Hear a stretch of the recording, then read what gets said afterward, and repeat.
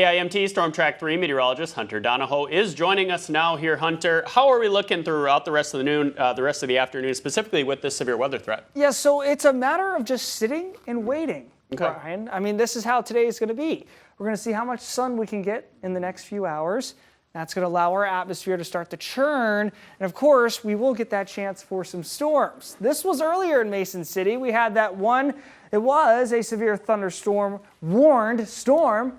Of course, it went sub-severe before it rolled into town, but it brought a lot of rain. This is not a live picture. I will preface that. This was pre-taped earlier. At least this live I stole it off of our archives and threw it in here. And that is what you were seeing. It was about, 8:45 in the morning is when that storm rolled on through Mason City. And there it was, that big core of the storm pushed on through. This is not a live radar. I took this from a couple hours ago. You see that all the lightning within that cell moved into Mason City. Very impressive storm for sure. Even had some small hail cores within there. So that was something we tracked earlier in the morning. Of course, now all of that has pushed out and the temperatures really started to climb.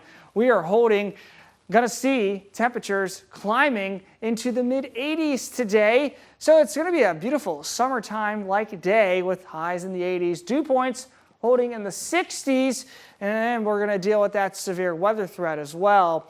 Mainly for Steele and Goodhue counties, we are under that level 3 out of 5 risk. Just for extreme northwestern portions of it, a level 2 out of 5 risk from Preston to Osage to Charles City points to the west.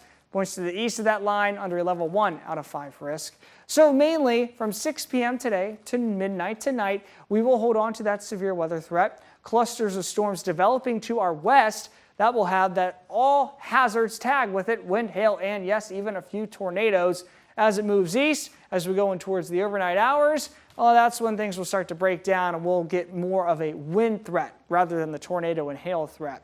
That low pressure system coming in out of the Dakotas is going to be the reason why we see the chances for some storms. We'll get rid of that morning convection. We're going to start to see some peaks of sun here and there. But as we go in towards the evening, this is the latest model data coming in. You notice those isolated pockets of pink and purple. That's those cells that will likely have the large hail threat and even a tornado threat too. But as we go throughout the overnight hours, the early overnight hours, it'll congeal into a line, and then we'll lower that threat for tornadoes and get the hail and the wind threat along with that before things taper off past midnight. In terms of those threats, upwards of $half size hail, 60 to 70 mile an hour winds, and yes, a few tornadoes before sundown. As for the next 10, chances for storms through Wednesday. Look at the weekend. We're heating up.